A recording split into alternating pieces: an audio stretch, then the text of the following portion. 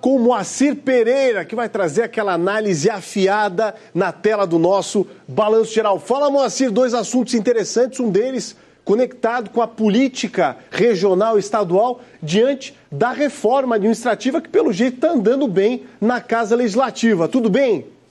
Tudo bem, Polito. Meu cordial boa tarde para o amigo. Cumprimentos especiais para todos os nossos telespectadores aí do Balanço Geral.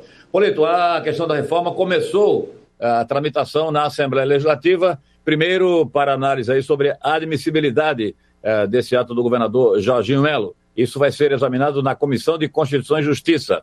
E o seu presidente, o novo deputado Camilo Martins, ex-prefeito da Palhoça, que é do Podemos, avocou esta matéria e ele vai apresentar o relatório. Depois de apreciada na comissão, vai para o plenário da Assembleia. Esse processo é um processo tranquilo, não deve ter problema, deve logo em seguida retornar para apreciação de 3 comissões técnicas. Aí, em relação ao mérito das duas medidas provisórias do governador sobre a reforma administrativa. Em primeiro lugar, a Comissão de Constituição e Justiça, em seguida, a Comissão de Tributação e Finanças e, terceiro, a Comissão de Trabalho e Serviço Público. A previsão é de que vão ser apresentadas algumas emendas. O processo não deve ser aprovado como está, como foi encaminhado pelo governador. E entre as emendas que já estão aí sendo cogitadas, estão aquelas que tratam de revogação ou de mudança do dispositivo dessas medidas que revogam, que anulam várias funções gratificadas na estrutura da Secretaria da Educação de Santa Catarina.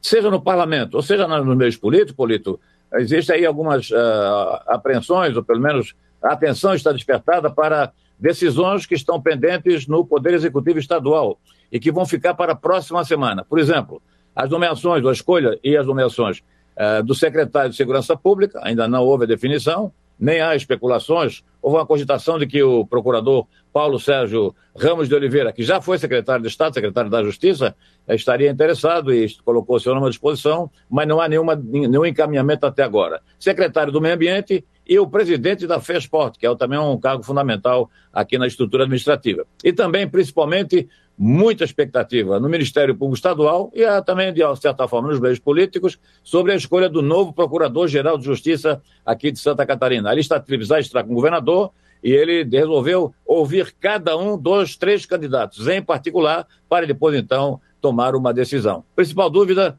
o governador Jorginho Melo vai nomear o primeiro da lista, mantendo uma tradição, ou ele vai escolher outros 2 que fazem parte desta relação que foi encaminhada pelo Ministério Público. Esta é a dúvida que permanece no Ministério Público e também nos meios políticos aqui de Santa Catarina, Polito. Mas também não é desespero, né, Moacir? Porque foi muito inteligente e estratégico iniciar esse processo por meio de medida provisória, que tem efeito imediato, ou seja, as mudanças já começaram, né? E já que a gente está com o pezinho na LESC, na Casa Legislativa, teve protesto de mulheres lá?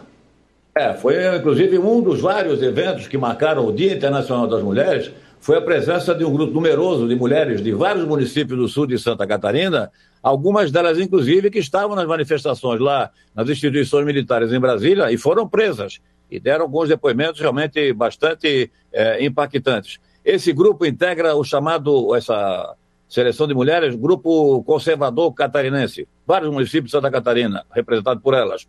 Elas entregaram uma carta aberta ao governador Jorginho Melo, entregaram ao deputado Gessé Lopes, que é do Partido Liberal, o mesmo partido do governador, que fez a leitura na íntegra da tribuna, e manifestando apoio integral, solidariedade total ao governador Jorginho Melo, por ter designado lá atrás, todos lembram, em janeiro ainda, defensores públicos estaduais para acompanhar e fazer a defesa dos catarinenses que estavam presos após aí os atos de vandalismo de 8 de janeiro.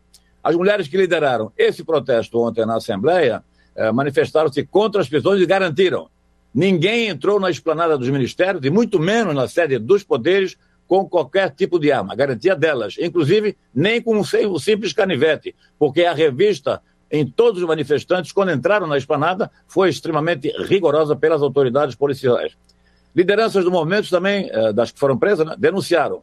Muitos dos que foram detidos pela polícia naquela ocasião têm graves problemas de saúde. Diabéticos que são obrigados a tomar bebidas que não sejam, que tem problema de álcool, de açúcar, refeições, etc. Outros, as condições são consideradas absolutamente precárias daqueles que estão detidos. E as prisões, sobretudo, não obedeceram o chamado processo legal, o devido processo legal. E outra coisa, Polito, famílias, muitas famílias de pais que foram presos estão passando necessidade no sul do estado, porque até hoje não sabem quando serão liberados e eles tinham que trabalhar para garantir o sustento de suas respectivas famílias. A carta aberta, que foi lida na tribuna do plenário pelo deputado José Lopes, encaminhada ao governador Jorginho Melo, tem um texto que eu reproduzo aqui textualmente.